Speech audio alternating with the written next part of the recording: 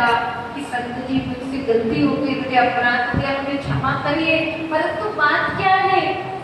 तो कहा कि उन ब्रह्म ज्ञानी संतों ने कहा, उन ब्रह्मचारी संतों ने कहा, अरे बालक, तूने हमारी झूठन को पा लिया, तूने हमारी झूठी प्रसादी पा ली।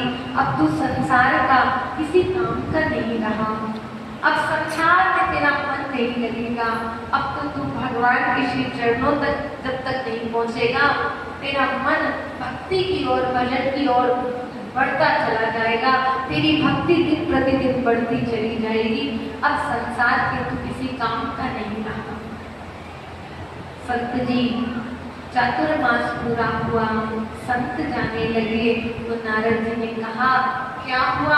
बोले, मैं संतों के चरणों में गिर गया, संतों के चरणों को पकड़ लिया और कहा, संत जी आप कहाँ जा रहे हैं?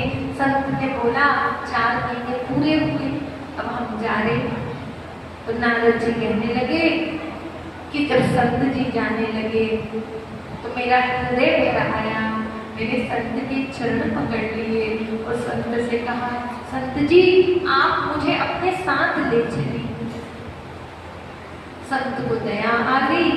संत कुछ कहते ही इससे पहले मेरे जन्म देने वाली जो मेरी माता थी, शरीर की माँ, वो दौड़ कर आई और दौड़ कर आकर संतों से कहा कि मेरे जीने का केवल एक पुत्र ही मेरा सहारा है, यदि आप इसे ले गए तो मैं किसके सहारे जीऊंगी। इस कारण जब माता ने आज्ञा की तो संतों ने मुझे अपने साथ ले जाने से मना कर दिया और संतों ने कहा कि माँ की सेवा ही तुम्हारा धर्म है, सर्वप्रथम तुम अपनी माता की सेवा करो।